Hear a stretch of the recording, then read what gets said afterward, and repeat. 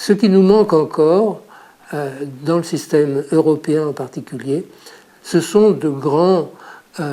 journalistes, de grands vulgarisateurs scientifiques qui permettent de faire passer des messages. Et à cet égard, je pense que les scientifiques, je dirais purs et durs, c'est-à-dire ceux qui savent faire des calculs, qui savent faire des réactions, qui savent faire des additions et des soustractions, ont un rôle important à jouer. On a vu cette vague des biocarburants récemment. En fait, fabriquer certains biocarburants à partir de blé, à partir de maïs, à partir de betterave, ça peut être une absurdité totale, parce que c'est fait soi-disant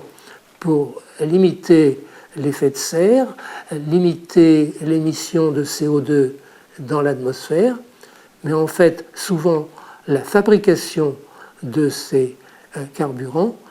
coûte plus cher, c'est-à-dire émet plus de CO2 que si vous utilisiez du pétrole. Donc il y a quelque chose d'absurde, et ça, il faut le savoir. Donc une partie de mes activités, mais ça c'est un petit peu hors laboratoire, c'est de faire de temps en temps des conférences un peu partout dans le monde pour essayer d'expliquer ça, et essayer d'expliquer la responsabilité des scientifiques, c'est-à-dire la responsabilité de chacun d'entre nous, mais aussi la responsabilité de l'Académie royale et la responsabilité du CAPAS aussi, de faire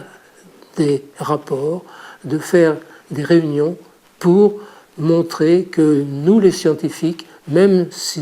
nous ne sommes pas toujours très habiles dans la communication,